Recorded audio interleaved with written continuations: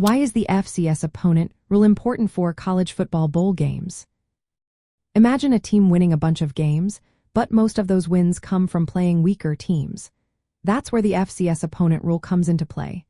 It's a rule that helps keep college football fair when teams are trying to qualify for bowl games. In college football, teams need at least 6 wins to be considered bowl eligible. But not all wins are equal.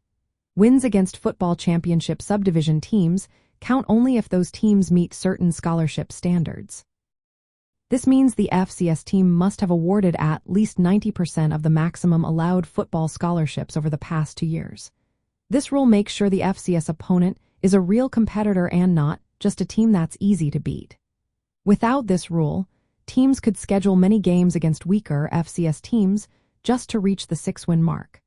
That would lower the quality of teams in bowl games and make the postseason less competitive. The rule also reflects the difference between the two divisions. The Football Bowl subdivision is the top level of college football, while the Football Championship subdivision is a step below. The FCS teams have fewer scholarships and resources. Limiting how many wins against FCS teams count helps keep the playing field level. It encourages teams to beat other FBS teams, which are generally stronger. This makes the process of choosing teams for bowl games more about actual performance against comparable opponents.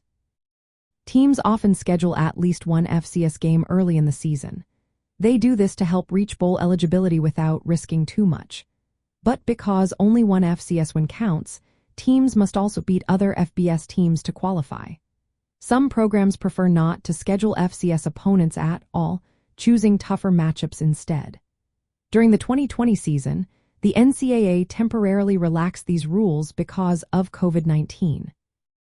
This allowed teams to count more FCS wins toward bowl eligibility due to scheduling challenges. Normally, though, the FCS opponent rule remains a key part of maintaining fairness. In the end, this rule is important because it makes sure wins count only when they come from teams of similar strength. It stops teams from inflating their records with easy wins. It keeps the postseason competitive and fair. And it influences how teams plan their schedules to reach the minimum wins needed for bowl games. This way, the best teams get the chance to compete in the postseason, making bowl season more exciting and meaningful for everyone.